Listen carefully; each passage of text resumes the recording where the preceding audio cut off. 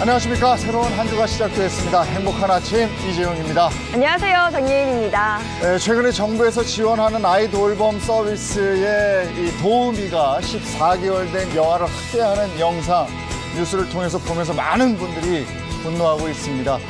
법적으로 이거 어떻게 되는지 저희가 다시 한번 들여다보도록 하겠습니다.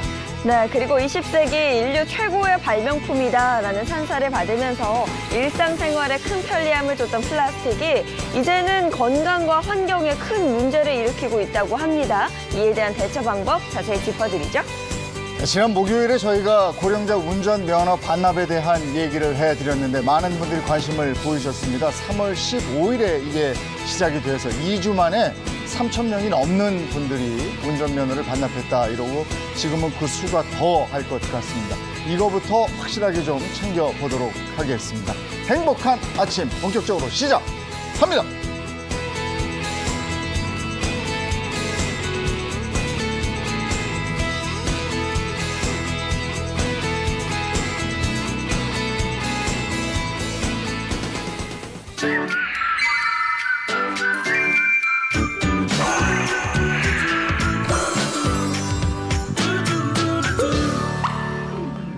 안녕하세요. 한눈에 보는 이슈 전해드릴 평론가 전민기입니다.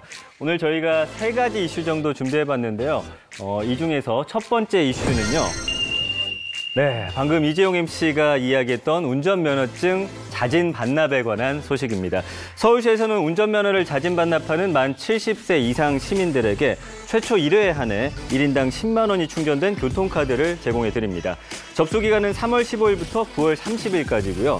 신분증 지참하시고 서울시내 4개 면허시험장이나 31개 경찰서 민원실에 방문 접수하시면 됩니다. 좋네. 신청만 하면 다 혜택을 받을 수 있는 겁니까? 그렇진 않습니다. 아까 오프닝에서 말씀해 주셨지만 신청 인원이 1,000명 이내일 경우에는 그 추첨을 하지 않고 교통카드를 다 지급하는데 1,000명이 넘어갔다. 그러면 일단 주민등록상 고령자 500분을 선정하고요. 그 이후에 500명을 추첨을 통해서 드린다고 합니다. 그러면 이미 3,000명이 넘으셨다고 그러니까 추첨해야 되는 거네요. 그렇습니다. 그리고 10월쯤에 이제 준다고 하는데요. 선불 교통카드 신청한 주소지에서 등기로 받을 수가 있습니다. 앞서 이종 MC가 얘기했듯이 시행 2주 만에 무려 3,000명이 넘어섰고요. 현재는 그보다 많은 사람들이 지금 신청을 한 그런 상태입니다. 네, 알겠습니다. 자, 다음 소식 살펴보겠습니다. 네, 두 번째는 추나치료 건강보험 적용입니다. 이 4월 8일, 그러니까 오늘부터 추나치료 받을 때 건강보험이 적용이 된다고 합니다.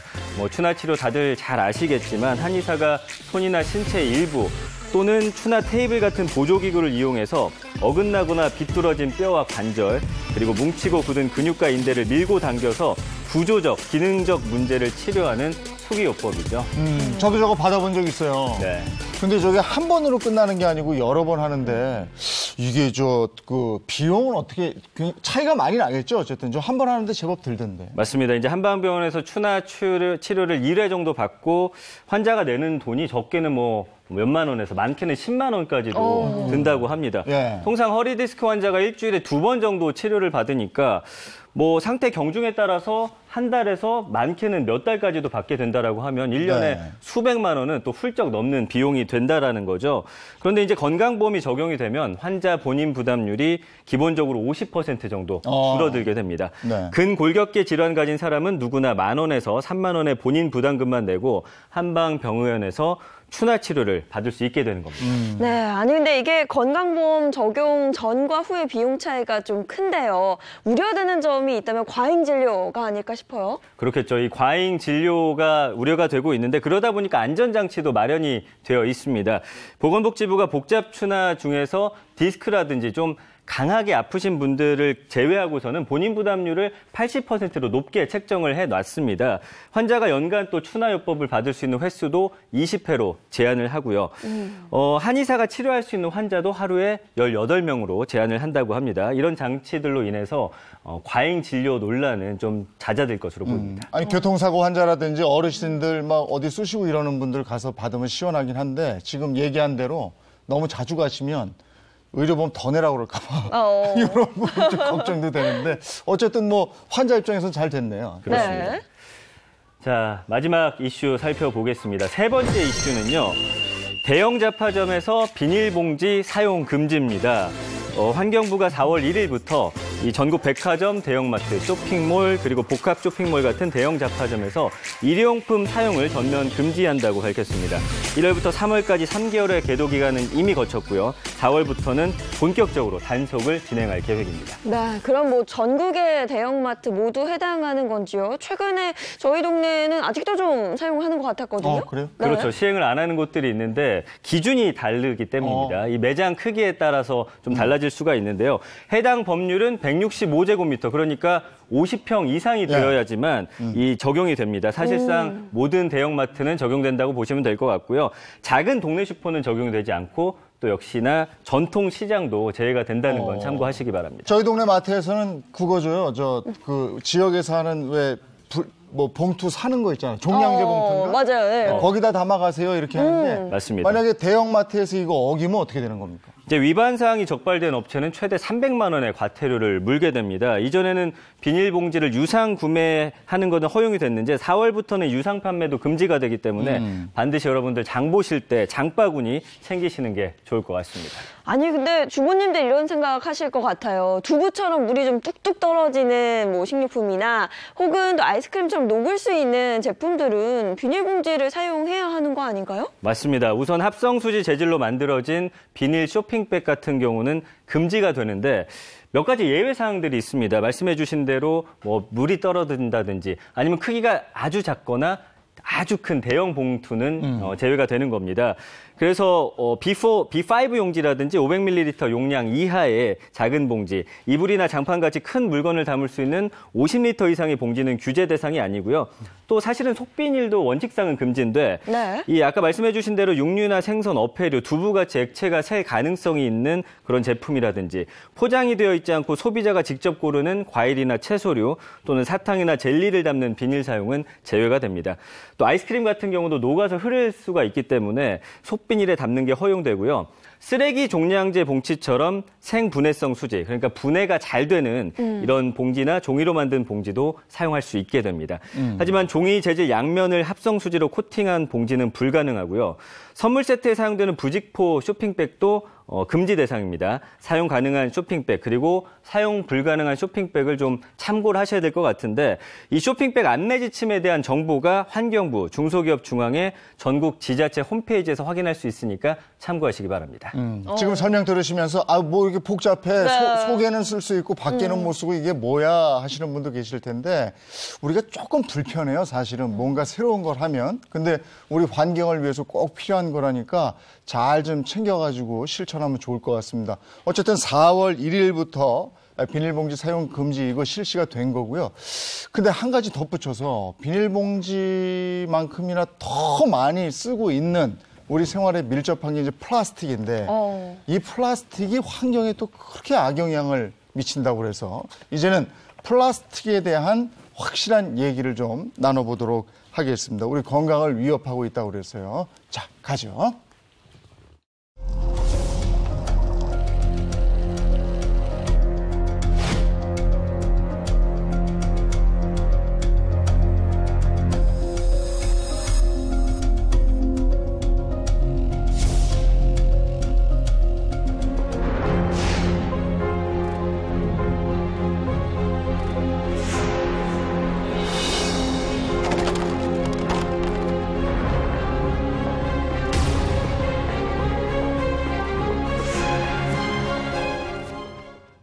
우리 생활하고 정말 뗄래야 뗄 수가 없죠. 네. 플라스틱 얘기 좀 해보겠습니다. 전민기 시사평론가 계속 함께해 주실 거고요. 최현정 과학교육 박사, 개그맨 이정수 씨 어서 오세요. 네. 안녕하세요. 반갑습니다.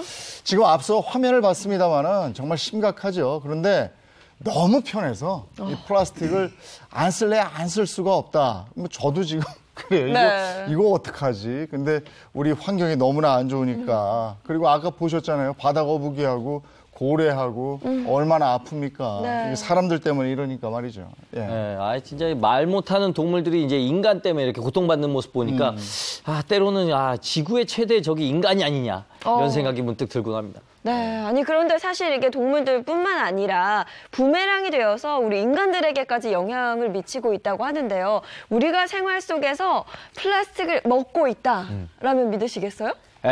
저는 이 건강에 대해서 굉장히 신경 쓰는 사람이라서요. 플라스틱을 어떻게 먹습니까? 먹고 있는데. 근데 이게 요즘에 많이 워낙 대두가 되는 문제이기 때문에 네. 한 번쯤은 들어보셨을 겁니다. 이 미세 플라스틱 얘기 맞죠? 네, 맞습니다. 네, 요즘에 우리가 참 미세먼지 때문에 정말 골치 아프지 않습니까? 나갈 때마다 마스크 챙겨야 되고, 그런데 이 미세 플라스틱도 우리의 삶을 지금 위협하고 있습니다.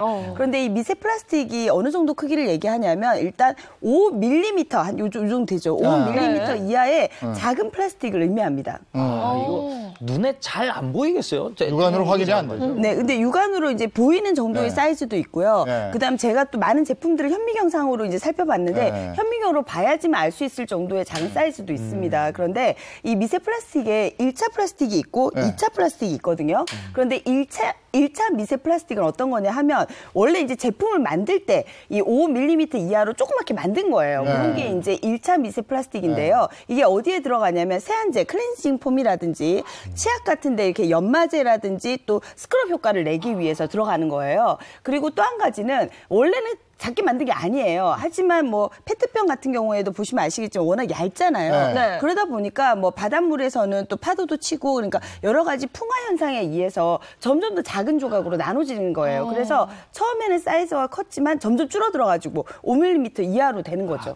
야, 이 대기 중에는 미세먼지 때문에 우리가 또 걱정이고 이 플라스틱은 또 미세 플라스틱이라고 그래서 이 미세 플라스틱이 하수 처리에 너무 이게 작아가지고 걸러지지 않는데요. 그래서 이게 우리 하천으로 우리 바다로 막 흘러가게 되는데 이 양이 무려 51조 개의 미세 플라스틱이 바다에 떠다니고 있다 이겁니다. 근데 이걸 일렬로 쫙 나열하면요. 놀라지 마시죠. 지구 400바퀴를 돌 수 있는 정도의 그런 양이라고 그럽니다. 51조 개.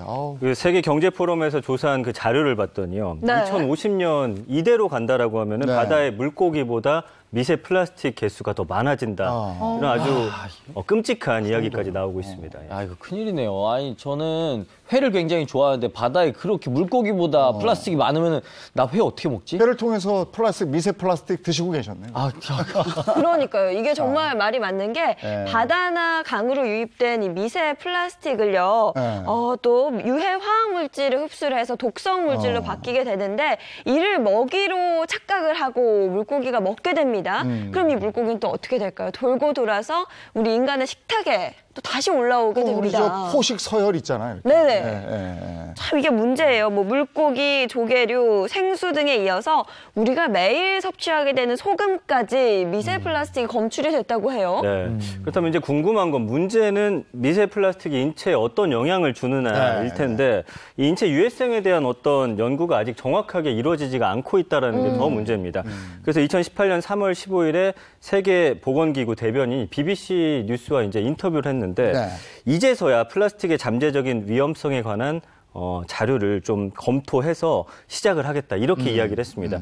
그러니까 미세 플라스틱에 대한 어떤 환경 농도라든지 유해성 등에 관한 평가가 아직까지는 제대로 이루어지지 않고 있고 이제는 정말 필요한 시점이 아닐까 이렇게 이야기가 나오고 있는 겁니다. 네, 지금 이제 막 연구를 정말 많이 하고 있는데요. 근데 이 미세 플라스틱의 진짜 문제점이 뭐냐면 이 플라스틱 자체가 석유에서 제조를 한 거잖아요. 그래서 친수성이 아니에요. 물하고 친한 게 아니라 그러면 이제 물하고 안 친하면 우리가 어떤 용어로 쓰냐면 소수성이라는 용어를 쓰게 되거든요. 그러면 이 물하고 친하지 않다 보니까 물에 씻겨 내려가지를 않잖아요. 그러면 여기에 뭔가 다른 게 오염물들이 잘 흡착을 할 수가 있는 거예요. 해로운 미생물 같은 것들이 흡착이 되어가지고 우리 몸속까지 들어올 수 있게 된다는 겁니다. 아까 이제 정수 씨께서 회 얘기하셨는데, 근데 회에 우리가 이렇게 근육 부분을 먹게 되면 미세 플라스틱이 직접 우리 몸으로 들어오는 건 아니거든요. 그런데 이제 문제는 뭐냐 하면 이제 조개류 같은 거, 뭐 바지락의 내장 같은 거를 우리가 다 이렇게 골라낼 수는 없잖아요. 그런데 그런 부분에 미세한 플라스틱이 이미 있다는 건 연구 결과 밝혀졌습니다. 그래서 이미 먹고 있다는 얘기죠, 우리가. 하여간 편리하니까 우리가 썼단 말이에요. 그동안 쭉 써왔어요. 그런데 이게 이제 지구를 위협하게 됐어요. 이거를 어떻게 보면 이제 인간의 업보다 이렇게 얘기를 할 수도 있는데 우리 주변에 널려 있다고요. 그래서 얼마나 우리 주변에 이 플라스틱이 사용이 되고 있는지 또 하루에 우리가 얼마나 많은 플라스틱을 사용하는지 이제 본격적으로 좀 알아보도록 하겠습니다. 네, 알아보도록 하겠습니다. 이 테이블 보시게 되면 우리가 정말 일상생활에서 쓰는 플라스틱이 가득하죠? 근데 이건 생수병 아닙니까? 네, 뭐 생수통. 생수통인데. 저거 다 플라스틱이죠. 이건 그냥 물로만 들어있는 건 줄 알았는데 여기도 미세 플라스틱이 있다고 하고 이 샴푸 같은 경우도 그렇고 그 클렌징 폼에도 있으니까 거의 뭐 제가 생활하는데 계속 접하고 있다는 생각이 드네요. 아니 근데 이거는 뭐예요? 종이컵인데 왜 가지고 나온 거예요? 그죠? 요거는 일회용 컵 같은 건 다 종이컵이고. 네, 우리가 종이컵이라고 생각하지만 사실은 이게 물에 젖지 않잖아요. 일정 기간 버티잖아요. 그게 폴리에틸렌이라는 플라스틱으로 다 코팅이 되어 있습니다. 그래서 사실은 종이컵을 가장한 플라스틱 컵이라고 볼 수가 있게 된다는 거죠. 그 안에 이렇게 보들 그리고 맨질맨질한 바깥쪽도 거. 마찬가지예요. 네, 그래서 안팎으로 폴리에틸렌 재질로 일단 코팅이 되어 있습니다. 이게 우리가 종이컵 하지만 어떻게 엄밀히 따지면 다 이게 플라스틱 컵이다. 네, 플라스틱 이런 컵이라는 얘기죠. 네. 그럼 아니 저기 샤워 타월도 있는데 이 안에 플라스틱이 있다는 뜻이에요? 그 샤워 타월 자체가 플라스틱입니다. 기본적으로 뭐 나일론이라든지 아크릴이라든지 이런 섬유들로 이제 만들어지게 되잖아요. 그런데 이런 섬유들이 모두 다 또 합성 섬유가 다 플라스틱에서 온 거기 때문에 그래서 이제 문제가 뭐냐면 저희가 세탁기를 이제 사용하게 되잖아요. 그러면 세탁기 속에서는 세탁물이 돌아가면서 이렇게 마모가 되면서 섬유들이 떨어져 나가게 되는데 합성 섬유가 혼용이 많이 되어 있기 때문에 그런 미세한 플라스틱이 나중에 바닷물로 흘러 들어가서 이후에 이제 그 왜 소금에도 들어있고, 또 이제 물고기라든지 생선의 내장에도 들어있게 되는 거죠. 아니 우리는 보들보들한 거 이런 거는 또 플라스틱이라고 사실은 잘 생각하지 않거든요. 네, 그렇죠. 근데 이게 다 플라스틱이다. 네, 맞습니다. 그리고 여기 지금 와이셔츠 옷 가지고 나오셨는데 이게 뭐지? 그 폴리에스테르라는 거. 맞습니다. 그거예요? 네, 맞습니다. 네, 플라스틱입니다. 네. 근데 폴리에스테르는 우리 뭐 웬만한 옷에는 거의 다 혼방이 많이 되어 있어요. 그리고 또 뭐 스타킹 뭐 이런 소재들도 다 나이론의 스판덱스 같은 그러한 이제 합성 섬유로 되어 있거든요. 그리고 저는 또 깜짝 놀란 게 오늘 아침에도 먹고 왔는데 참치캔. 아니 캔이 플라스틱이에요? 네. 근데 캔이 철이나 이제 혹은 알루미늄으로 되어 있어서 우리가 금속 캔이라고 부르잖아요. 그런데 이 철이나 알루미늄 대단히 반응성이 큰 금속이라서 쉽게 녹이 습니다. 그런데 왜 통조림 보면 막 한 뭐 5년, 6년 어떤 걸 진짜 긴 거는 뭐 7, 8년 이상도 유통기한이 되잖아요. 근데 그 기간 동안 음식물을 잘 보존하고 있으려면은 그 안을 뭐 에폭시 수지 같은 그런 이제 플라스틱으로 코팅하지 않으면 안 되는 거죠. 근데 이렇게 우리가 정말 플라스틱의 홍수 속에서 살고 있는데 그렇다면은 최초의 플라스틱 제품이 혹시 뭔지 아시나요? 최초에. 컵이나 뭐 식기 이런 거 아니겠어요? 그게 더 편리하니까 그런 걸로 한 거 아니에요? 그렇지가 않고요. 최초의 플라스틱 제품은 바로 당구공입니다. 당구공이요? 예. 그러니까 1860년대 이 상류사회가 굉장히 당구가 유행을 했었습니다. 원래 당구공 재료가 다들 아시겠지만 그 코끼리 상아로 만들었었거든요. 그렇죠. 이제 이 개체수가 워낙 줄다 보니까 미국의 그 인쇄공이었던 미국의 하이럿이라는 사람이 이 당구공을 플라스틱으로 만들기 시작을 한 거고요. 그러다 보니까 최초의 플라스틱은 바로 이 당구공이라는 거. 그 이후 1937년대 이후에 석탄으로 만든 나일론이 개발이 되면서 본격적인 플라스틱 시대가 개막을 하게 된 거예요. 그렇게 된 거군요. 이게 이 상류 사회에서 당구만 안 쳤어도 지금 우리가 이런 일을 안 겪었을 거 아니에요. 정말 당구. 아니야, 근데 처음에 개발됐을 때는 어떻게 보면 플라스틱이 착했네. 왜냐하면 상아는 뭐예요? 상아로 당구공을 만들려면 코끼리를 얼마나 죽여야 돼요. 근데 그 대체품으로 이게 플라스틱이 나왔으니까 처음엔 착한 거였어. 그렇죠. 근데 지금도 착한 면은 정말 많습니다. 값싸고 우리 생활에서 크게 편리하게 사용할 수 있잖아요. 근데 너무 지나치게 많이 사용하다 보니까 문제가 된 거죠. 편하니까. 말씀해 주신 것처럼 지나치게 사용이 되면서 일상생활 곳곳에서 이제는 환경과 건강까지 위협을 하고 있는데요. 무엇보다 이 플라스틱 사용량이 어마어마하다고 합니다. 이 통계청 자료에 따르면 2016년 한국 1인의 연간 플라스틱 소비량이 98.2kg으로 97.7kg의 미국을 제치고 네. 세계 1위에 올랐다고 하는데요. 네. 아, 정말 불명예스러운 일위가 아닐 수 없습니다. 그래서 이제 가장 우리가 많이 쓰는 게 비닐봉지잖아요. 네, 네. 이걸 예로 들어보니까 국민 한 사람당 우리가 하루에 쓰는 게 1.15개였습니다. 그러니까 연간으로 한 사람은 1년에 한 사람당 420개를 쓰고 있다라는 건데 근데 핀란드는 1년에 한 사람당 4개의 비닐봉지를 지금 쓰고 있거든요. 네, 그러니까 따져보면 핀란드에 지금 100배를 쓰고 있다는 게 정말 큰 문제로 보입니다. 아니 핀란드는 어떻게 1년에 4개밖에 안 쓸 수가 있어요? 우리는 하루에 4개 이상 쓰는 것 같은데. 그러니까요. 일단 냉장고만 열어봐도 진짜 비닐봉지 천국이거든요. 가득하죠. 그냥 너무 쉽게 비닐봉지를 우리는 구해서 쓰는데 진짜 많이 쓰네요, 우리가. 네, 또 우리가 또 많이 쓰는 게 바로 이 플라스틱 칫솔입니다. 그렇죠. 칫솔로 칫솔. 예, 그렇죠. 따져보면 한두 달에 뭐 한 2개씩은 쓰니까 1년에 한 6개, 평생 한 500개의 칫솔을 우리가 플라스틱 제품도 쓰고 있다. 이렇게 보시면 되겠습니다. 근데 칫솔이 플라스틱이 아니라는 게 전 상상이 안 가요. 늘 저걸 어려서부터 썼으니까. 그렇죠. 어쨌든 우리가 플라스틱이 분해되는 게 선생님 500년이라고 그랬나요? 네, 500년 그죠? 이상입니다. 네. 근데 이 플라스틱이 만들어진 게 아까 얘기 1800 이거니까 네. 그거 한 150년 뭐 그렇죠. 이렇게 150년 됐죠. 정도 됐죠. 네. 그럼 아직 처음 만들어진 것도 썩어가기 뭐 전혀 안 썩었네. 아예 안 근데 이제 조건에 따라서 또 제품에 따라서 차이는 있지만 정말 썩지 않고 오래 보존되는 게 또 플라스틱의 원래는 장점이었잖아요. 네. 그래서 그러니까 네, 말씀해 주신 대로 소각한 일부를 제외하면은 최초로 만들어진 플라스틱도 지금 지구상 어딘가에 존재할 수도 있다. 이렇게까지 우리가 생각을 해볼 수 있는 거죠. 광구공 이게 얼마나 단단했는데 그게 분해되겠어요. 그렇죠. 그래서 실제로 플라스틱이 본격적으로 생산되기 시작한 게 1950년부터 2015년까지 그러니까 전 세계에서 생산된 플라스틱 양이 무려 83억 톤에 달합니다.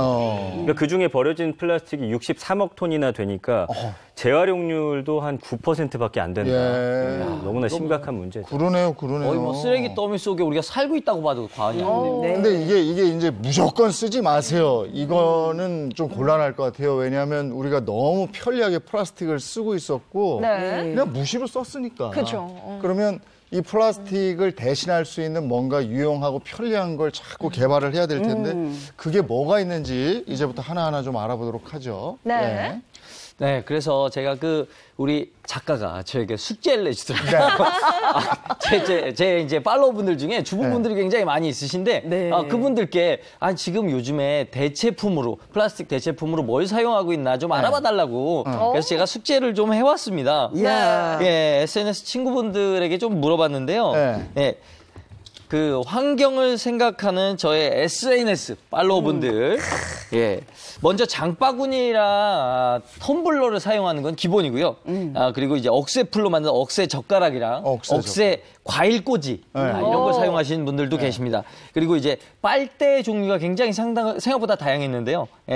빨대 이제 사탕수수 빨대랑 대나무 빨대 그리고 쌀로 만든 빨대, 플라스틱 빨대를 대신해서 여러 가지 빨대를 사용하고 계시더라고요. 그리고 이제 플라스틱 칫솔 대신 대나무대로 만들어진 칫솔도 있다고 합니다. 대나무.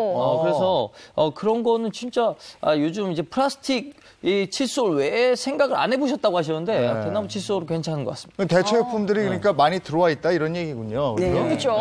종류가 정말 다양한데 이런 걸 찾아서 하시는 분들이 일컬어서 인싸, 요즘 용어로 인싸라고 하죠. 그렇습니다. 그래요. 이런 거 요즘 이제 플라스틱 대체품 많이 사용하는데 이런 걸 사용해야 인싸거든요. 그래서 우리 여기 계신 분들 다 인싸시잖아요. 그래서 인싸분들께 제가 직접 소개해드리려고 가지고 나왔습니다. 자, 일단 여기 앞에 이렇게 준비가 되어 있는데요. 지금 이쪽에 있는 게 파스타 같이 생겼지만. 그러네요. 이게 쌀 빨대입니다. 쌀로 만든 쌀로 빨대인데. 만든 거구나. 네, 쌀로 만든 빨대인데 이게 한 70%까지는 쌀로 돼 있고 30%는 이제 전분. 맞나요? 전분 좀 딱딱하죠. 네, 맞습니다. 녹말. 전분이고 이게 이제 그냥 쌀이기 때문에 왠지 그 물에 잘 녹을 것 같잖아요. 그런데 이게 찬물에서는 4시간에서 10시간까지 버티고요. 뜨거운 물에서는 2-3시간까지 버틴다고 합니다. 요걸로 이제 한번 맛을 한번 맛을? 제가 여기 물이 준비가 돼 있는데 혹시 쌀로 만들어졌기 때문에 혹시 빨았을 때 내용물이 약간 맛이 달라지지 않냐 이런 걱정하실 수도 있거든요. 그래서 제가 한번 물입니다, 물. 아, 물을 이렇게 쌀로 만든 빨대로 한번 먹어보는데 쌀 맛이 좀 나나요? 아니요. 맛이 변하는 건 없는데 네. 뭔가 느낌적인 느낌으로 약간 고소한 느낌이 좀 있고요. 고소한 느낌이 있고 그리고 이 입술이 여기 닿잖아요. 네. 입술 닿는 부분에 네. 입술 닿는 부분에서 뭔가 좀 맛있는 느낌이 좀 납니다. 아, 그래요? 아니, 궁금한 게 이제 쌀하고 식용 녹말로 만들었으니까 이거 실제로 먹을 수도 있을까요, 혹시? 네, 그렇습니다. 이것도 실제 먹을 수 있고요. 심지어 이걸 가지고 파스타를 만들어서 먹는 것도 요즘 유행이라고 합니다. 근데 자기가 빨았던 거 몇 개 갖다 놓고 그 다음에 그걸 해야지 여러 명이 이렇게 해가지고 그거는 좀 위생적으로. 그렇죠. 어차피 뭐 지가 먹을 거면 자기가 빨았던 거는 사용하실 수 지금 화면에 있습니다. 나오고 있는데 그럴싸해요. 그죠? 맛있겠는데요? 맛있을 것 같아요. 아니 저기 쫄깃쫄깃할 것 같아. 전분도 들어있고. 네, 맞습니다. 원래 네. 뭐 국수 만들 때 쌀이라든지 밀가루로 만들잖아요. 네. 그러니까 그 국수의 재료하고 마찬가지니까요. 쫀득쫀득하게 맛있게 먹을 수 있을 것 같습니다. 단지 자기가 빨아먹었던 건 자기가 먹고. 그러니까 빨아먹은 거는 음식으로 활용하지는 말자. 마시고, 네. 이렇게 말씀드릴 수가 있습니다. 근데 뭐 뜨거운 음료에 담궜던 거는 나중에 이렇게 음료 먹고 또 이제 요것도 그냥 안주 겸 해서 그렇죠. 먹어도 될 것 씹어 같아요. 먹고 너무 좋을 역시 것 같습니다. 박사님께서 생활 패턴이 나오시네요. 또 바로 아침부터 안주 얘기 나오셨는데요. 자, 이렇게 뭐 먹고서는 또 양치해야 되잖아요. 네. 양치하는데 어. 그 칫솔. 칫솔이 대나무대로 된 칫솔이 있습니다. 저 그게 궁금해요. 네. 네. 지금 장현 씨가 들고 계신데요. 바로 이거거든요? 그게 이제 네. 칫솔 대가. 그래도 이 칫솔 모는 극복하지 못하네. 네, 안타깝습니다. 그 이거는 칫솔 모마저 대나무로 돼 있었으면은 입에서 피가 날 수가 있거든요. 그래서 그건 아직 기술적인 발전이 거기까지는 되진 않았고요. 네, 앞으로는 뭐 코코넛 섬유라든지 그런 걸로 또 대체하려는 노력을 하고 있습니다. 네. 그래서 이제 이 대나무 같은 경우는 이제 칫솔 모만 빼서 이제 따로 버리시고요. 대나무 이제 또 자연에서 온 거 아니겠습니까? 네. 그래서 자연으로 돌려보내시면 되고요. 환경에 훨씬 좋을 것 같아요. 네, 이 대나무가 비료나 농약 없이도 하루에 1m까지 자랄 수 있습니다. 생장 조건에 따라서 다르긴 하지만 그래서 환경 파괴 없이 우리가 사용할 수 있는 정말 좋은 친환경 재료가 될 수가 있는 거죠. 네. 이 값이 또 관건인데 이렇게 하고도 플라스틱 칫솔하고 그렇게 큰 차이가 안 난다면 좋겠는데 그렇죠. 그건 잘 모르겠네요. 네. 어쨌든 이렇게 사용하면 우리 환경을 보호할 수 있다니까. 네. 네. 현재로는 약간 비싸긴 한데요. 앞으로 이제 더 대량 생산하게 되고 많은 소비자분이 찾으면 가격이 내려갈 것 같습니다. 예. 네. 자, 이어서 이 접시. 접시. 이 접시 뭘로 만들었는지 아십니까? 뭘로 만들었을까요? 뭘로 만든 거? 나무로. 이게 바로 그 낙엽으로. 낙엽으로 만들어진 이게 접시. 낙엽이라고요? 낙엽. 네. 네, 이게 낙엽으로 만들어진 접시인데요. 이 캠핑 갔을 때 이제 일회용 접시로 사용하시고, 뭐 굳이 이제 이것도 쓰레기잖아요. 그런데 이거를 이제 굳이 씻지 않고 낙엽으로 만들었기 때문에 그냥 자연으로 돌려보내시면 됩니다. 이게 땅 속에 들어가면 60일이면 이게 없어지거든요. 네. 아니 이렇게 견고하고 딱딱한데 이게 낙엽, 나 이 나무라고 생각했는데. 믿기지 않는데요? 이게 그리고 게다가 이게 잘 깨지지도 않고요. 찢어지지도 않고 그리고 이게 또 굉장히 큰 장점이 있습니다. 이게 캄보디아 농어촌에서 만들어지는 건데요. 그러니까 주민들이 직접 만들어서 제조하기 때문에 그 주민들이 이 수익까지 함께 쉐어할 수 있어서 일석 한 4조 정도의 그런 제품이라고 볼 수가 있습니다. 그러니까 우리가 저 야외 캠핑 가고 이제 캠핑 점점 가실 텐데 갈 때 플라스틱이나 뭐 종이도 다 플라스틱 코팅돼 있으니까. 네. 근데 이런 접시 가져가면 그냥 분해도 60일이면 된다고요? 그렇죠. 이거 일회용으로 써도 괜찮겠네요. 그렇습니다. 그죠. 네. 그리고 또 사실 이게 일회용으로 써야죠. 이게 또 씻고 그러면 캠핑 갔을 때 굉장히 귀찮거든요. 집에서 쓸 때. 그럼요. 그리고 이 제품의 또 장점이 뭐냐면 오븐과 전자레인지에 사용할 수가 있습니다. 그리고 이제 캠핑 가서 쓰시고 전자레인지. 그냥 자연으로 돌려보내시면 이게 또 알아서 잘 썩어서 일체화되거든요. 아니 근데 아까부터 오늘 스튜디오에 요리 있어요? 아니 왜 이렇게 맛있는 냄새가. 네, 저희도. 아침에 최현정 선생님 지금 난리 났어요. 진짜 침 흘리면서 방송하고 있습니다, 정말. 냄새 너무 좋아요. 우리 최은정 박사님은 앞으로 이제 오실 때 물통 대신 이제 소주병을 준비해주시면 좋을 것 같습니다. 지금 이제 끓고 있는 이 냄새는요, 이제 라면을 지금 끓이고 있는 건데요. 네. 종이 냄비에 끓이고 위에 있습니다. 끓였네. 네, 그렇습니다. 오. 야외 활동할 때 굉장히 인기 만점인데 일단 네. 가볍기도 하고요. 네. 가지고 다니기가 굉장히 편합니다.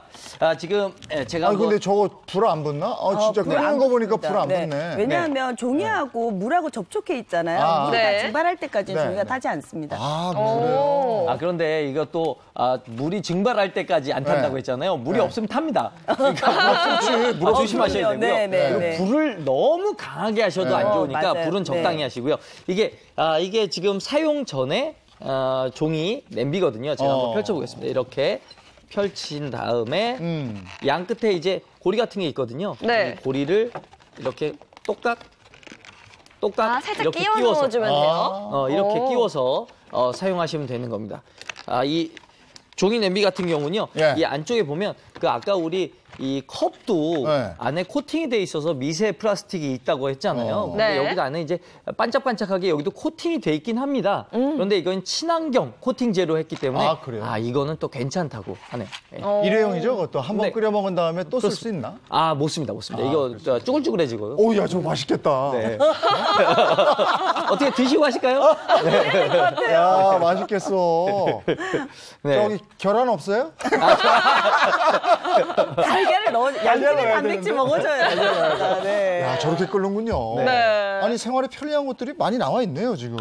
그렇죠. 굉장히 많이 나와 있습니다. 종이인데 불이 붙지도 않고요. 캠핑족들에게 굉장히 유용한 핫 아이템이 되지 않을까라는 생각이 또 들었습니다. 아니, 요번에 저 캠핑 계획하고 계시는 분들한테 아주 강추입니다. 적극 추천해드리고 싶어요. 이런 네. 제품들은. 네. 이 외에도 다양한 환경을 생각하는 제품들이 정말 많은데요. 또 하나하나 또 설명을 해드리도록 하겠습니다. 네.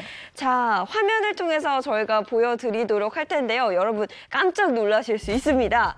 자, 보시면 아이스크림 인데요. 포장지가 없죠. 포장지를 벗긴 게 아니고요. 투명 막으로 된 포장지가 쌓여 있습니다.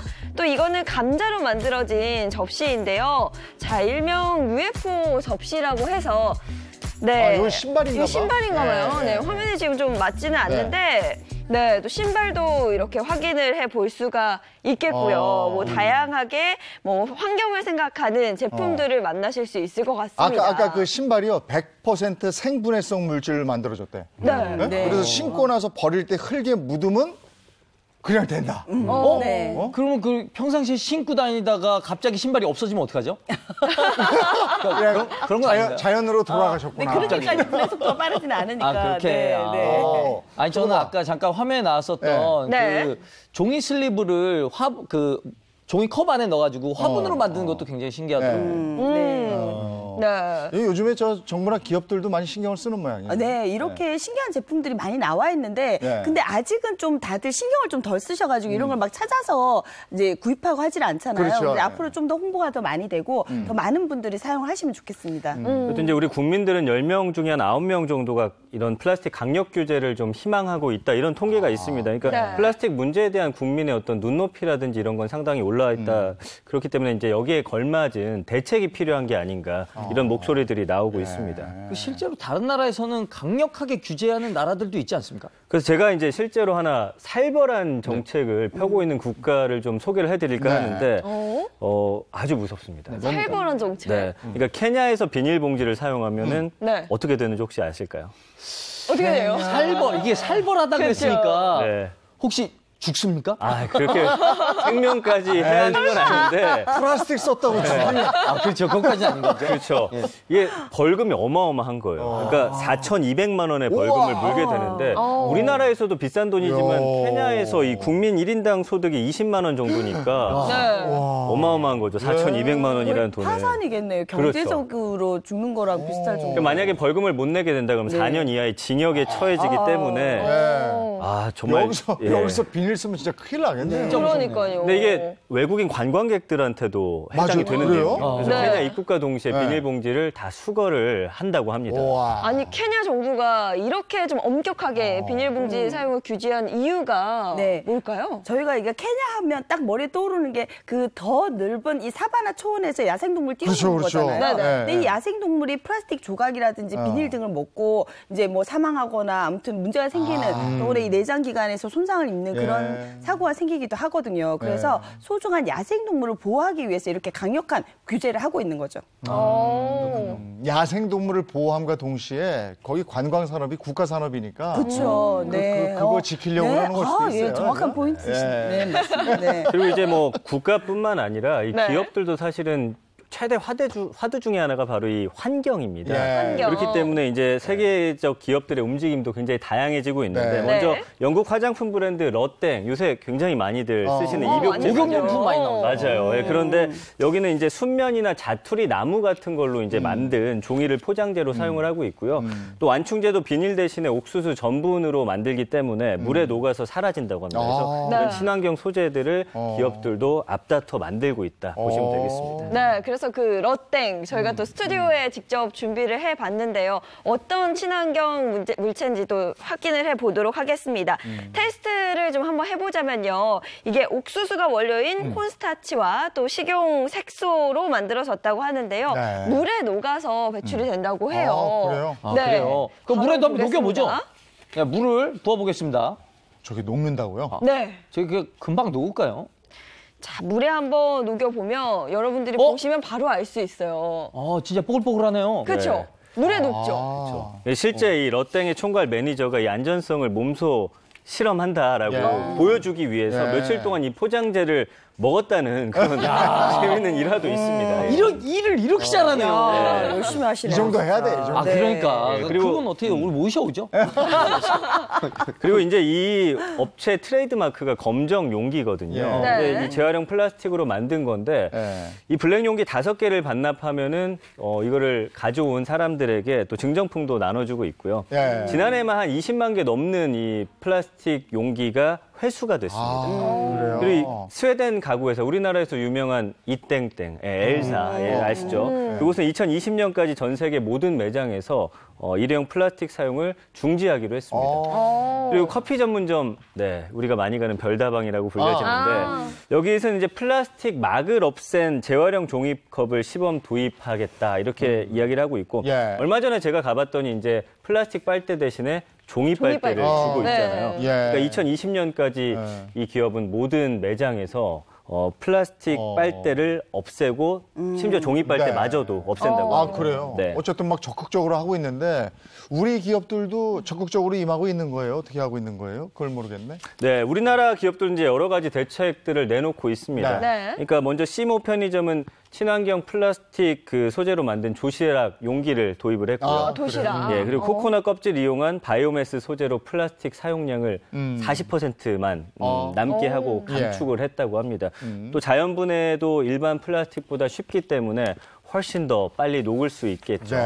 그리고 제과업체는 2014년부터 포장지 면적을 좀 확 줄였습니다.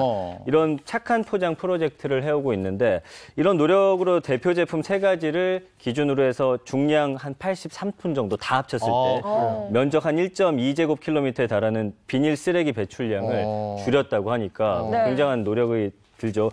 이게 이제 서울 여의도 면적의 한 40%에 달하는 그런 비닐 쓰레기를 줄인 것과 마찬가지이기 때문에 뭐 많은 그런 노력들을 하고 있습니다.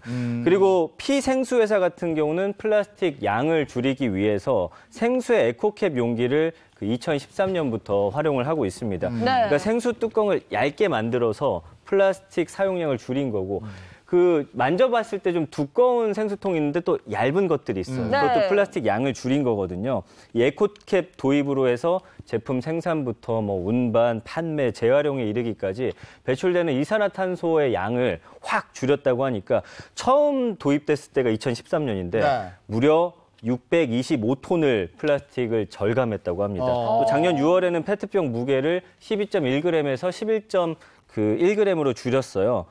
또 S회사 같은 경우는 올해부터 전 제품 포장재 친환경 소재를 적용하기로 했다라고 하니까 이제 우리 기업들도 앞다퉈서 환경을 보호하기 위한 제품들을 만들어내고 있다고 보시면 되겠습니다. 지금 말씀하신 게 요거예요. 네, 바로 이거죠. 이게 일반 생수캡이고 요거요? 이게 또 바로 에코캡입니다. 이 두께를 색깔이 좀 비교해 달라요. 보시더라도 네. 확실히 에코캡이 더 얇고 낮은 느낌을 주거든요. 저는 이거 보니까 갑자기 막걸리 살 때요. 요 하얀 거는 우리 쌀이고 초록색인가? 그거 있잖아. 그런 거 있대요. 제가 오늘 안주 얘기를 해가지고 죄송합니다요. 아니 갑자기 그게 생각이. 그래 딴 김에 한번 마시고. 막걸리 드시는 기분으로. 이게 그렇게 되는구나. 네, 환경을 생각하는 제품들이 뭐 우리나라도 참 다양한 노력을 하고 있습니다. 네, 또 이 국내 연구진에서 지난 4일에 새로운 제품을 개발을 해서 발표를 했는데요. 생분해성 비닐봉지입니다. 그런데 여태까지 이 생분해성 비닐봉지가 안 나온 건 아니에요. 그런데 이제 문제는 뭐냐면 너무 잘 찢어지는 거죠. 생분해가 되는 대신에. 그런데 새로 이제 개발된 거는 게 껍데기를 활용을 한 거예요. 그래서 키토산 성분이라든지 또 셀룰로스, 이 목재 성분이 같이 들어가 있는 건데요. 보통 이제 우리가 그 사용하는 게 뭐 봉지로 많이 쓰는 게 폴리에틸렌 봉지를 많이 사용하고 있는 거거든요. 그럼 또 폴리프로필렌이라든지 이런 소재로 만든 게 인장 강도가 한 40메가파스칼 정도 돼요. 그런데 새로 이제 개발한 것이 한 65에서 70메가파스칼 정도로 인장 강도가 확 이렇게 더 높아진 거예요. 생분해가 되는데도 불구하고. 그리고 이 땅속에서 6개월 이내로 100% 분해가 된다고 하니까 이런 소재들이 많이 개발되고 있는 게 정말 환영할 만한 일인 것 같습니다. 오늘 환경에 대한 얘기하면서 저희가 플라스틱 그 얘기를 하고 있는데요. 뭐든지 간에 하여간 타이밍이 중요하잖아요. 우리가 지구를 지키는데 지금 타이밍 조금 늦었어요, 사실은. 근데 지금부터 지키지 않으면 안 되기 때문에 저희도 오늘 이 생활 밀착형 얘기를 하고 있는데 플라스틱 주변에 너무 많습니다. 다시 한번 여기 보여주시면은 뭐 칫솔부터 시작해가지고 뭐 전부 우리 플라스틱 제품이에요. 우리 옷, 과자 봉지까지 플라스틱 전부 플라스틱 제품이에요. 근데 이런 플라스틱 제품을 너무 많이 쓰다 보니까 이제는 이렇게 하면은 이 지구 완전히 상하고 다른 사람 외에 다른 동물들 이제 살아갈 방법이 없기 때문에 이제 대체해서 친환경적인 걸 쓰자. 지금도 아직 라면 냄새 나는데 종이 냄비 종이로 이거 국도 끓일 수 있고 이런 거 아주 개발돼서 좋고 과학자분들이 더 신경 써주면 좋을 것 같아요. 네, 맞습니다, 진짜. 네. 강물은 흘러갑니다. 흘러서 어디로 가겠습니까? 전부 다 바다로 갔다가 바다에서 생산되는 많은 해산물들이 결국 우리 입으로 들어오게 되는 거잖아요. 결국 돌고 돌아서 들어오기 때문에 우리 한 사람 한 사람 모두 노력해야 된다고 생각합니다. 그리고 이런 빨대도 나왔거든요. 쌀로 만든 빨대. 내가 빨대가 필요하다 그러면 다시 한번 우리가 생각해 보는 거죠. 친환경 빨대가 있다고 그러던데. 그렇죠. 그거 어디 없습니까? 그리고 자꾸 물어보면 거기서 이걸 갖다 놔요. 정말 그죠? 좋은 말씀이십니다. 근데 우리가 안 찾으면 이거 안 갖다 놓는다고. 그러니까 이걸 갖다 놓고 이렇게 해서 자기가 먹은 건 자기가 파스타 만들어서 먹고. 이건 종이 빨대잖아요. 이건 종이. 네네. 최근에 참 많이 쓰이는데 종이 빨대 사서 쓰시면 좋을 것 같아요. 종이 빨대가 좋긴 한데 그게 아직 연구가 덜 됐는지 어쩐지 모르겠지만 빨다 보면 중간에 찢어져가지고 맞아요. 의미가 없어지는 경우도 종종 있거든요. 그러면 이제 그걸 버리고 또 하나 사. 환경을 빨리 위해서. 마셔. 빨리. 자연스럽게 돈의 흐름이 좋아지겠네요. 알았어요. 오늘 이제 환경에 대한 얘기, 그래서 플라스틱 사용을 좀 자제하자, 비닐봉지도 이제 좀 자제하다. 그건 이제 법령으로 제정이 됐습니다. 이런 얘기 나눠봤는데 한마디씩 더 덧붙여 주신다면요. 글쎄, 뭐 저 같은 경우는 이제 국가나 기업들도 이제 앞다퉈서 환경을 지키기 위한 노력들을 하고 있는데 결국엔 우리 개인들도 얼마나 이걸 함께 실천해주고 이걸 지켜나가겠다는 의지가 있느냐인 것 같습니다. 그래서 우리 국민 한 사람 한 사람이 뭐 이런 플라스틱 제품을 좀 사용하기 위한 그런 노력들을 해 나간다면, 줄이기 위한 노력들을 해 나간다면 우리 후손들에게 더 좋은 환경을 물려줄 수 있지 않을까, 뭐 이런 생각해봤습니다. 근데 이미 또 생산되어 있는 플라스틱 제품들이 많잖아요. 근데 그거는 우리가 또 분리수거해서 배출할 수밖에 없는데 재활용률이 아까 10%도 안 된다고 한 게 깨끗한 상태로 배출되지 않기 때문이거든요. 그래서 플라스틱 용기 한 번씩 깨끗하게 씻어서 배출하는 것만으로도 우리가 지구를 구할 수 있다는 사실 꼭 기억해 주시면 좋겠습니다. 덧붙여서 우리 생활에 굉장히 그 많은 영향을 미치는 누군가, 그게 뭐 스타가 돼도 됐고 무슨 정치인이 돼도 됐고 이런 분이 SNS에 나는 실생활 속에서 이런 제품들을 사용하고 있어요 해서 막 해주시면 많은 분들이 보고 와 그래? 네. 나도 네. 이렇게 했으면 좋겠다 하면 좋겠어요. 제가 그 위치가 되면 제가 할 텐데 위치가 충분히 되시니까 먼저 해주시면 누군가가 좀 해줬으면 하는 바람입니다. 알겠습니다. 제가 하겠습니다. 네, 이정수 씨도 좀 해주시죠. 제가 하겠습니다. 제가 지구 구해드리겠습니다. 아이 고맙습니다. 네, 잘 들었습니다. 감사합니다. 네. 네, 이번에는 우리 생활 속에 필요한 법률 상식 알아보는 시간 가져보죠. 네, 최근 화제가 됐던 영유아 학대 사건에 대한 이야기 나눠볼 텐데요. 영상으로 먼저 만나보시죠.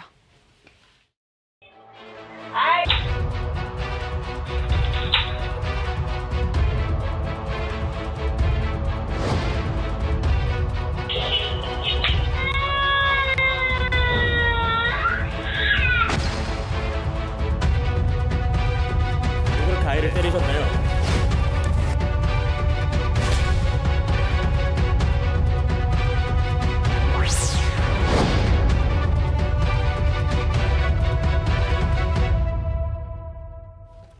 네, 아이돌봄 서비스를 통해서 도우미를 신청을 해서 도우미가 왔어요. 14개월 된 영아를 학대하는 그런 장면을 부모가 봤습니다. 네. 심정이 어떻겠습니까? 그리고 우리가 뉴스를 통해서 봤을 때도 야 어떻게 저런 일이 벌어지나 유치원에서 아이들 학대하는 거 보면서도 전부 같이 분개했었는데 이번에는 말도 못하는 14개월 아이를 저래가지고요. 저는 정말 저게 실제 사건이니까 깜짝 놀랐었습니다. 여기에 네. 대한 얘기 나눠보도록 하겠습니다. 오수진 변호사입니다. 어서 오십시오. 안녕하세요. 어서 오세요. 자, 지난 4월 5일이었죠. 14개월 된 영아를 학대한 50대 아이 돌보미가 그 경찰 구속영장 신청이 됐습니다. 아니 이렇게 말도 못하는 아이에게 학대를 하게 된 건데요. 뭐 자세한 얘기 좀 들려주시죠. 예, 이 부부는 정부가 지원하는 아이 돌보미 서비스를 이용하고 있었습니다. 네. 그런데 CCTV 영상을 확인하게 됐는데요. 차마 말로도 설명하기가 참 어려운 그런 광경들이 벌어지고 있었습니다.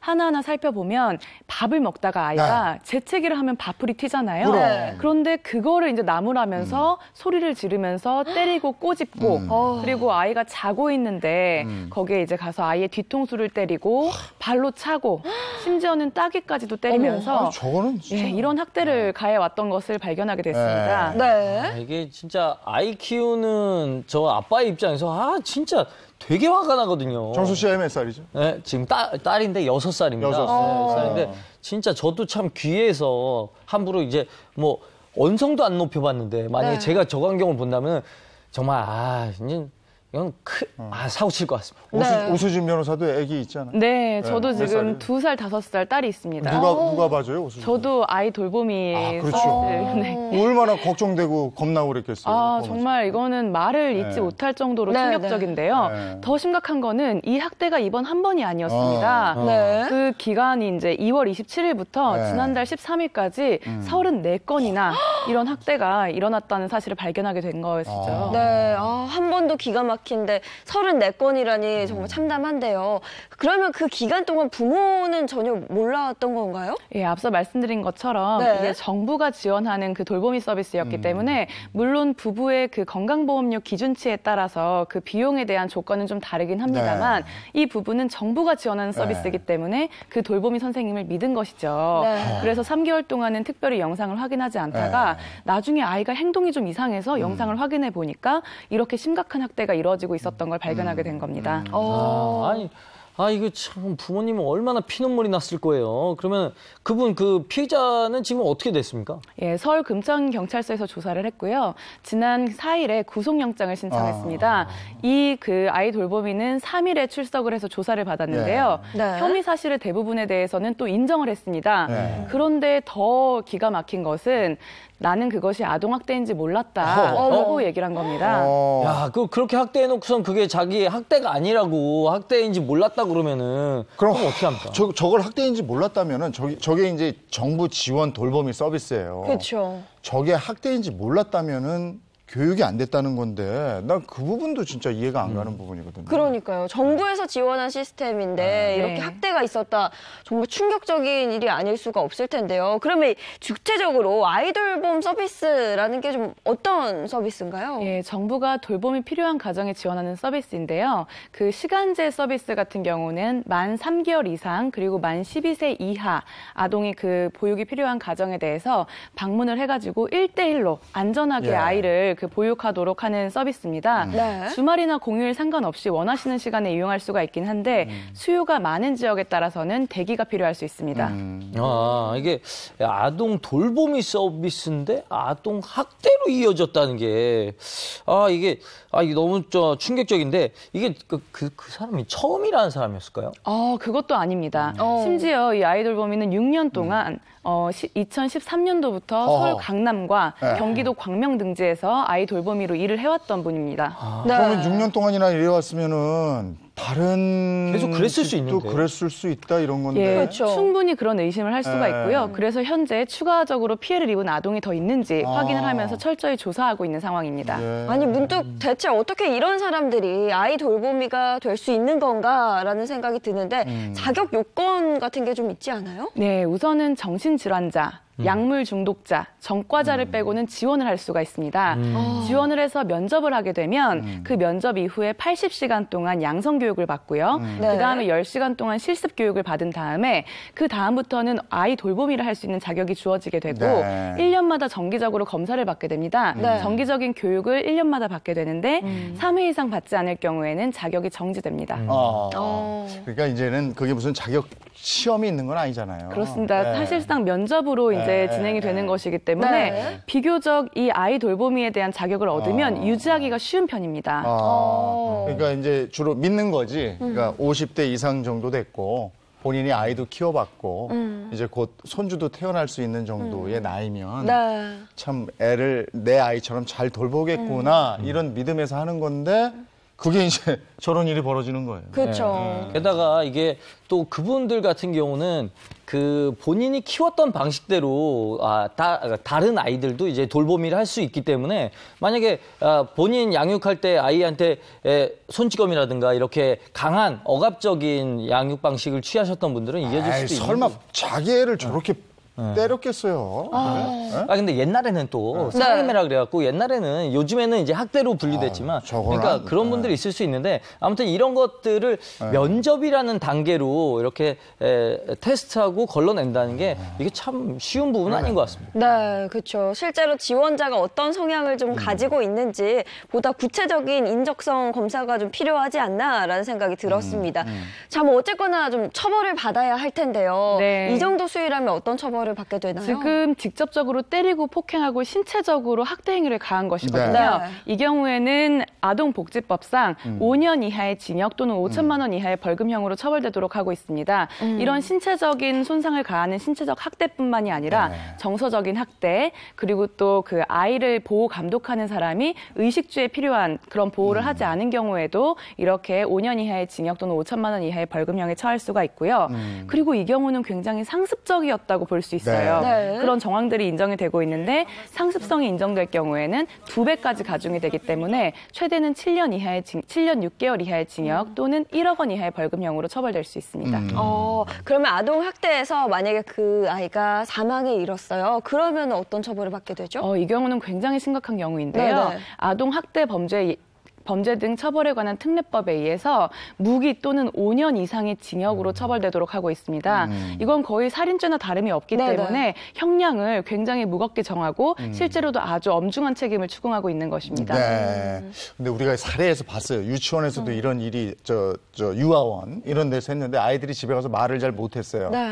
근데 이제 영아 14개월은 아예 애가 말을 못한다고. 네. 그러니까 부모가 좀 이상하다 해서 CCTV를 설치해서 본 거 아니에요? 근데 CCTV를 좀 설치했으면 좋겠습니다라고 도우미분한테 얘기하면 굉장히 서로 어색한 분위기가 되고 그리고 또 인권 문제도 있고 이래서 그냥 강제로 설치하기도 뭐하고 이런 부분도 좀 문제가 되는 것 같아요. 예, 사실 요즘에는 굉장히 많은 분들이 CCTV를 설치하고 있는데요. 영유아 보육법상 CCTV 설치가 의무화되어 있어서 그런 그 유아 보육시설에서는 CCTV를 설치하고 있어요. 근데 방금 말씀하신 것처럼 가정집에서는 오히려 부모분들도 사생활 침해 등의 문제를 얘기하시면서 CCTV를 설치 안 하겠다고 얘기하시는 분들도 있고 그래서 이제 전면적으로 CCTV를 가정집까지 설치하는 것은 아직은 현실화되기가 좀 어려운 상황입니다. 아무튼 이게 국민적 공분을 만들고 있는데 그래서 국민청원까지 이루어지고 있다고 그래요? 예, 맞습니다. 지금 이 아이의 부모는 14개월밖에 안 된 아이가 이렇게 3개월 동안 학대를 당하면서 말도 못하는 고통을 가졌다는 것에 피눈물을 흘리는 심정이라고 얘기를 하시면서 청원을 올렸는데요. 청원 내용을 보면 4가지의 제도적 방안을 제청하셨어요. 이 내용이 일단은 영유아 그 학대에 대한 처벌을 강화할 것. 그리고 두 번째는 돌보미 선생님의 자격 심사를 강화하고 인성 적성 검사를 해야 한다라고 이제 얘기하셨고 그리고 현재는 이런 그 육아 돌보미의 정기적인 교육 시점이 연 1회인데 이것을 3개월마다 한 번 또는 1개월마다 한 번으로 이제 요 주기를 더 짧게 해서 교육을 강화해야 한다라고 하셨고 마지막으로는 아이 돌봄을 신청할 때 해당 기간 동안 신청 가정에 CCTV를 설치하도록 그렇게 무상 지원을 해달라라는 요청을 하셨습니다. 근데 우리가 그동안 경험상 알아요. 어떤 제도를 갖다가 들이밀어도요. 사람이 안 바뀌면 그 제도가 정말 무의미하더라고요. 그리고 무슨 시험, 인적성 검사를 비롯한 각종 시험을 본다고 그러잖아요. 우리가 하도 어려서부터 시험을 많이 봐가지고요. 시험 잘 봐요. 그래서 그거 통과하고 막 더 요런 사람들이 그거 통과한다. 이걸 어떻게 할 거냐고요. 근데 예전부터도 이런 일이 있었잖아요. 맞습니다. 지난해 10월에 일어난 일인데요. 15개월 된 여자아이를 둔 부부에게 발생했던 사건이었습니다. 이 부부는 굉장히 좀 형편이 어려웠어요. 그런데 이 열악한 환경 속에서도 아이를 어떻게든 잘 키우려고 열심히 맞벌이로 일을 했고 24시간 동안 이제 뭐 어린이집과 사설 그 보육 도우미를 통해서 아이를 키우고 있었습니다. 참 힘든 상황 속에서도 아이 키우려고 진짜 노력을 많이 하신 분들인데 좀 안타깝네요. 어떻게 되는 겁니까? 예, 일단은 그 아이를 어린이집에만 맡기기에는 굉장히 좀 부족했기 때문에 사설 도우미를 고용을 하게 됐는데요. 그 사설 도우미라 하면 뭐 베이비시터를 고용을 했다고 볼 수 있을 텐데 베이비시터를 고용했다면 좀 마음 편하게 수월하게 일을 좀 할 수 있었겠죠? 예, 맞벌이 부부다 보니까 일을 하기 위해서 불가피한 선택이었었는데 그 도우미의 그 본색이 드러나게 됐습니다. 그럼 학대했다는 거예요? 예, 그렇습니다. 그 학대 정도가 굉장히 심각했는데요. 이를테면 아이가 설사를 하니까 거의 뭐 열흘 동안 하루에 한 끼 정도만 주고 여기에 심지어 수시로 때리기까지 했습니다. 그리고 온종일 고작 우유 200ml만 주고 이제 더 이상 뭐 먹을 걸 주지 않는 경우도 있었고요. 악마네, 악마. 그렇죠. 그럼 학대란 것도 모자라서 아픈 아이를 병원에도 안 데려간 거잖아요? 예, 일단은 그 전에 돌보는 아이들이 이 돌보미에게 왜 이렇게 학대를 했냐라고 물어보니까 아이를 돌보는데 스트레스가 있었고 그리고 아이가 설사를 하면 기저귀도 자주 갈아야 되고 빨래도 자주 해야 되는데 그것이 번거롭다라는 것이 이유였습니다. 그래서 아이는 결국 오후부터 눈동자가 돌아가고 온몸에 막 경련이 일어나면서 굉장히 심각한 증세를 보였는데 이런 상황에서도 병원에 데려가지 않고 32시간 동안 아이를 방치했습니다. 정말 악마네요. 아니 어떻게 병원에 데려가지도 않아요? 그러니까요. 그 상황에서 어떻게 그러고 있었을까 싶기도 한데 결국 아이는 장염을 동반한 경련 증상을 보이다가 병원에 오게 됐고 병원에 왔을 땐 이미 뇌의 상당 부분이 손상된 상태였어요. 그래서 아이는 결국에 병원에 온 지 20일 만에 미만성 축삭 손상이라고 뇌가 손상되는 그런 증상이에요. 근데 보통은 이 증세가 어떨 때 나타나냐면 자동차 사고를 당하거나 낙상 사고를 당해서 뇌가 손상됐을 때 일어나는 그런 증상인데요. 결국에 이 아이가 학대를 당해서 병원에 오기 전까지 자동차 사고를 당했을 정도로 심각한 이런 손상을 입었다고 볼 수가 있는 거죠. 근데 이 정도면 그 베이비시터가 제가 보기에는 정신이 온전한 사람이 아니에요. 그러니까요.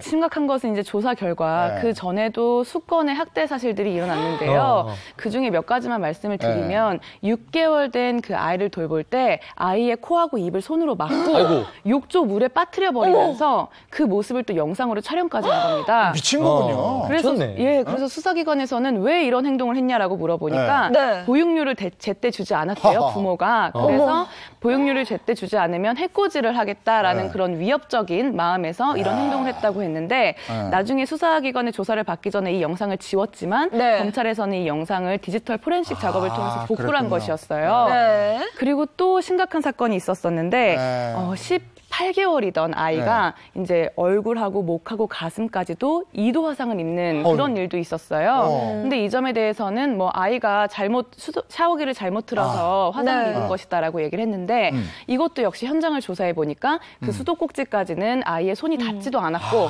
그리고 또 화상을 입을 정도로 그렇게 뜨거운 물을 틀어놓으려면 1분 가까이는 물을 틀어놓고 있었어야 된다는 거예요. 그러니까 정말 악의적으로 고통을 가할 목적에서 그렇게 뜨거운 물 온수를 틀어서 아이에게 화상을 입힌 것이 이제 확인이 된 거죠. 네. 이에 대해서 아동학대 의심 신고가 5차례나 있었다라고 들었는데 경찰은 왜 그냥 내버려 둔 거죠? 맞습니다. 심지어는 2차례는 경찰이 직접 현장에 방문하기도 했어요. 근데 이제 이 수사를 맡을 때 자문을 제공했던 아동 보호 전문기관에서는 멍이나 화상이 있었지만 사실 아이들 키우다 보면 굉장히 사고가 많이 일어납니다. 어디에 댈 수도 있고 뭐 다치거나 부딪힐 수도 있는데 그것만으로는 돌보미가 학대를 했다라는 것을 단정할 수 없다라고 봤고요. 두 번째 더 문제는 아이들이 참 어리잖아요. 의지할 사람이 없다 보니까 자신을 학대하는 도우미이지만 의지를 했던 거예요. 그래서 그 조사를 할 때 애착 관계를 보였어요. 잘 따르고. 그러니까 이런 정황을 봤을 때는 학대했다고 단정할 수 없다라고 본 것이죠. 아니 지금은 일하는 엄마들이 많기 때문에 집에서 아이들을 돌보고 싶지만 돌볼 수 없는 환경에 그런 가정들이 많단 말이에요. 근데 이렇게 사후약방문 이렇게 일이 벌어지고 나서 아이들이 큰 일을 겪고 나서 대책 세우지 말고 제발 이런 건이 여러 건 있었으니까 이제는 제대로 된 대책이 좀 나오고 그 아이를 돌보는 사람들 좀 심보 좀 고치고 마음 좀 뭐 대부분의 분들은 잘하고 계시겠지만 이런 사람들이 나와서 꼭 사회 문제가 되잖아요. 더 좀 주변에서도 신경 썼으면 좋겠습니다. 예, 오늘 말씀 고맙습니다. 고맙습니다. 감사합니다. 아유, 속상한 얘기 들었네요. 오늘 날씨는 속상하지 않고 좀 쾌청하고 좋았으면 좋겠는데. 네, 오늘 날씨 어떨지 바로 알아보도록 하겠습니다. 전국 대부분 지역에 건조특보가 내려진 가운데 강풍이 강하게 불고 있다고 하는데요. 야외 현장 연결해보죠. 김혜영 캐스터. 네, 상암동 DDMC 앞에 나와 있습니다. 네, 바람이 강하게 불고 있다고 하는데 어느 지역에서 좀 강하게 불고 있는 건가요? 네, 완연한 봄 기운 속에 먼지도 없어서 더할 나위 없이 좋은 날씨지만 잠잠했던 바람이 문제입니다. 대형 산불 화재가 났었던 강원도 고성 산간 지역에는 현재 초속 10m 이상의 강풍이 불고 있는데요. 오늘 서해안과 동해안을 중심으로 초속 10m 안팎, 내일은 남해안과 제주에 이보다 더 강한 강풍이 예상돼서 이들 지역으로는 강풍 예비 특보까지 내려져 있습니다. 불이 완전히 꺼졌더라도 잿더미 속에 잔불이 남아 바람이 불게 된다면 다시 불씨가 살아날 가능성이 있습니다. 긴장을 늦춰서는 안 되겠습니다. 어제 내린 비로 인해 일부 남부 지역의 건조특보는 해제됐지만 그 외 지역의 메마름은 해소시켜주지 못했습니다. 지도에서 확인할 수 있듯 서해안과 남해안, 제주를 제외한 전국 대부분 지역으로 건조주의보가 내려져 있고요. 동해안을 중심으로는 일주일 가까이 건조경보가 발효 중입니다. 최근 대형 산불이 잦은 만큼 화재 예방에 어느 때보다 각별한 주의가 필요합니다. 현재 남부 내륙은 어제 내린 비로 안개가 짙게 껴 가시거리가 100m 안팎까지 좁혀진 곳이 많습니다. 낮에는 햇살이 내리쬐 전국이 대체로 맑은 하늘을 보이겠고요. 원활한 대기 확산으로 미세먼지 농도는 보통 수준을 유지하겠습니다. 현재 기온 서울 8도로 출발하고 있습니다. 낮엔 어제 20.3도까지 올랐던 서울은 17도에 머물겠지만 평년 수준을 웃돌겠고요. 남부는 대구, 강주 20도, 울산 21도 등 20도 안팎까지 올라 포근하겠습니다. 오늘의 생활지수 살펴볼까요? 빨래지수 90입니다. 맑은 하늘 아래 뽀송뽀송 잘 마르겠고요. 먼지도 없어 야외 운동도 무난하겠습니다. 봄볕에 자외선 지수 높으니까요. 외출 시 자외선 차단 준비물 챙기시기 바랍니다. 세차 지수는 10으로 급하지 않다면 미루는 게 좋겠습니다. 이유는 메마름을 해소시켜줄 비와 눈 소식이 있기 때문인데요. 내일 오후 전남과 제주를 시작으로 밤에 전국으로 확대되겠고요. 모레 오전이면 대부분 그치겠습니다. 양이 제법 많습니다. 제주와 남해안에 최고 80mm의 비가 예상되고요. 강원 산간 많은 곳엔 최대 10cm 이상의 눈이 내려 쌓이겠습니다. 비가 그친 뒤엔 북서풍이 불면서 낮 기온이 평년 수준을 밑돌아 쌀쌀하겠고요. 이후 다시 기온이 오르며 온화한 봄 기온을 회복하겠습니다. 네, 흐드러지게 핀 봄꽃이 여기저기서 반겨주고 있습니다. 제 뒤로도 활짝 핀 벚꽃 보이시죠? 지난주 금요일 여의도에서도 영등포 봄꽃 축제가 시작됐습니다. 이번 주 목요일까지 진행된다고 하니까요. 참고하시기 바랍니다. 활짝 핀 봄꽃처럼 웃음꽃 만개한 한 주 보내세요. 지금까지 상암동 채널A에서 오늘의 날씨였습니다. 지난주에는 온 국민이 놀란 큰 산불이 있었잖아요. 지난 주말에 그 지역 분들은 얼마나 고생하셨겠어요. 그렇지만 그 아픔도 딛고 일어나서 새로운 한 주가 시작됐으니까 다 같이 행복할 수 있었으면 좋겠습니다. 네, 저희는 내일 아침 8시 더욱 신선하고 알찬 내용으로 돌아올게요. 행복한 아침, 행복한 하루 되십시오. 고맙습니다. 고맙습니다.